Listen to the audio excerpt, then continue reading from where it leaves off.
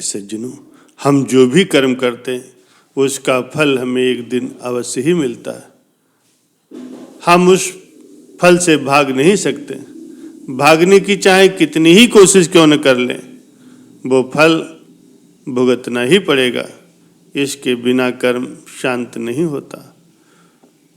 हम कितने भी अच्छे बुरे कर्म कर लें, उसका फल हमारे साथ ही रहता है। फिर चाहे वो हमें देर से ही मिले, लेकिन मिलता जरूर है। अगर हम बुरे कर्म को छुपाने के लिए दुनिया की कोर्ट से अच्छे वकील करके बच जाएं, लेकिन कुदरत की कोर्ट से भला कैसे बचेंगे?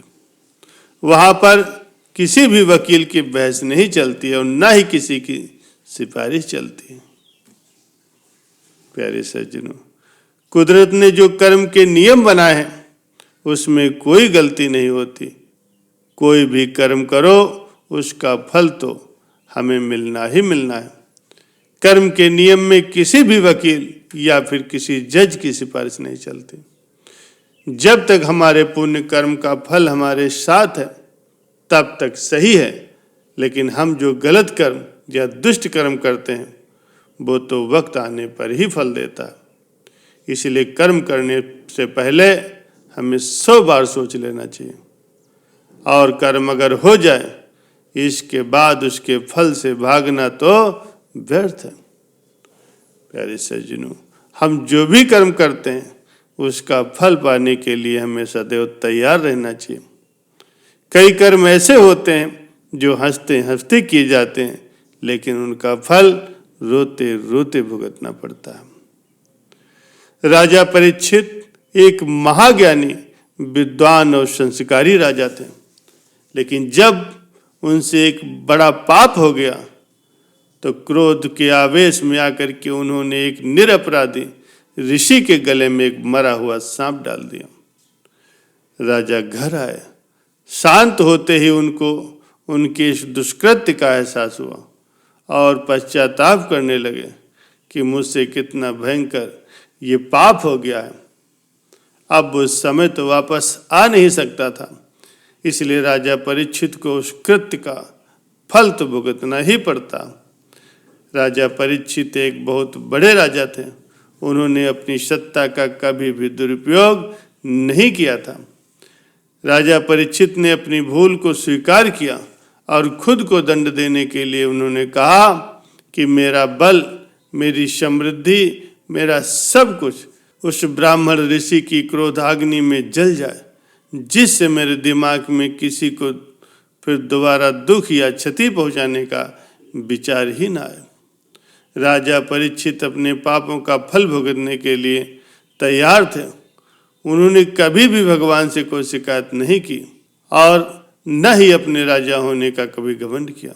उन्होंने तो भगवान से अपने पापों का दंड मांगा, जिसके उदाहरण से भविष्य में कोई भी राजा क्रोध के आवेश में आकर के या फिर अपने राजशाही के घमंड में आकर के ऐसा कोई भी दुष्कर्म न करे।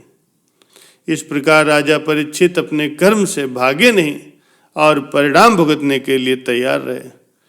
वो भागने की अगर कोशिश भी करते तो भी कर्म अपना फल दिए बिना उन्हें नहीं छोड़ता।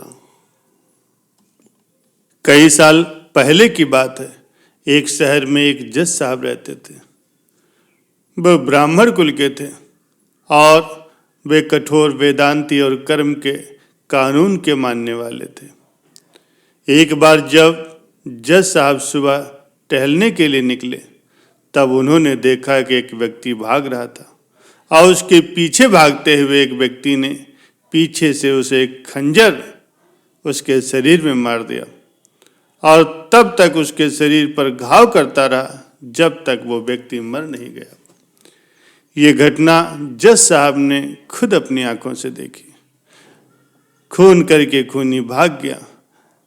उस खूनी को जज साहब ने ठीक तरह से देख लिया था। फिर जज साहब घर आए, लेकिन ये बात उन्होंने किसी से नहीं कही, क्योंकि खून का केस तो आखिर में उनके ही कोर्ट में आने वाला था। फिर पुलिस की पूछताछ शुरू हुई। 6 महीने में पुलिस की संपूर्ण इंक्वायरी पूरी हुई। हत्या का मामला दर्ज किया गया अब आखिर में ये मामला उस जज साहब के पास ही आया, लेकिन उन्होंने देखा खूनी कोई और ही था। उन्होंने उस दिन जिस खूनी को देखा था वो नहीं था। फिर मुकदमा शुरू हुआ। उस व्यक्ति को ही खूनी साबित करने का ठोस सबूत मिला। जज साहब तो जानते ही थे कि यह व्यक्ति बेकसूर है, लेकिन जज को सबूतों के आधार पर ही फैसला देना होता। उसमें न्यायाधीश के अपने खुद के आधार पर किसी को बेकसूर नहीं कहा जाता। इसलिए उस निरपराधी प्रतिवादी को पूरे सबूतों के साथ खूनी करार दिया गया। लेकिन जज साहब एक वेदांती और कुदरत के कर्म के नियम के मानने वाले थे, और उनको ये पता था कि असली खूनी बाहर घूम रहा, तो एक निर्दोष को सजा हो गई है। इसलिए उन्होंने फांसी की सजा सुनाने से पहले उस नकली खूनी को अपने चैम्बर में बुलाया। जज साहब के पास आते ही वो नकली खूनी रोने लगा और कहने लगा कि जज साहब, मैं निर्दोष हूँ, मैंने खून नहीं किया है। पुलिस को असली खूनी जब पकड़ में नहीं आया तो उन्होंने मेरे पुराने गुनाहों के आधार पर मुझे पकड़ लिया और मेरे खिलाफ सबूत खड़े करके मुझे कोर्ट में खूनी साबित कर दिया। तब जज साहब ने कहा, यह हकीकत मैं भी जानता हूँ कि तुम बेकसूर हो। मैंने खूनी को अपनी आंखों से देखा था, लेकिन मैं इस मामले को कानूनी रूप में नहीं ला सकता, क्योंकि कानून सबूतों पर आधारित होता और सबूत पूरी तरह से तुम्हारे खिलाफ हैं। इसलिए मैं तुम्हें कानूनी तौर पर खूनी साबित करके फांसी की सजा सुनाने वाला हूँ। लेकिन कुदरत के नियम में कहीं कुछ गलत तो होता नहीं। इस बात को सुनिश्चित करने के लिए ही मैं तुमसे अकेले में एक सवाल पूछता हूँ। इस बात का तुम मुझे बिल्कुल सही जवाब देना। मेरा सवाल ये है कि क्या तुमने भूतकाल में किसी का खून या फिर उतना ही बड़ा कोई अपराध किया है? झूठे आरोपों में फंसे उस व्यक्ति ने अपना सिर झुका लिया और कहने लगा, जज साहब, मैंने भूतकाल में 2 खून किए थे, लेकिन मैंने उस समय पुलिस वालों को बहुत सारे पैसे दिए थे, इसलिए मैं निर्दोष साबित होकर के छूट गया था। लेकिन इस केस में मैं सचमुच ही बेकसूर हूँ, फिर भी सजा मिल रही।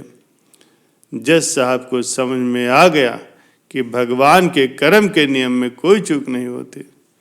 पहले 2 खून के समय उसके पुण्य कर्मों का फल चल रहा होगा, इसलिए उसका क्रियमाण कर्म ने फल देने में देर लगाई और उसके कर्म संचित हुए।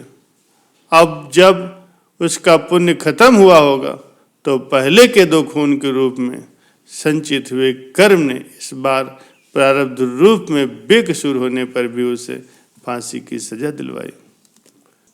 प्यारे सज्जनों, हर किसी को अपने किए गए कर्मों के फल भोगने ही पड़ते हैं, फिर चाहे वो अच्छे कर्म हो या फिर बुरे कर्म।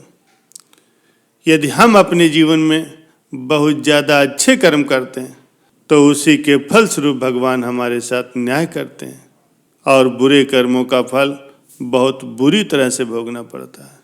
इसलिए हमें जीवन में सदैव अच्छे कर्म करने चाहिए।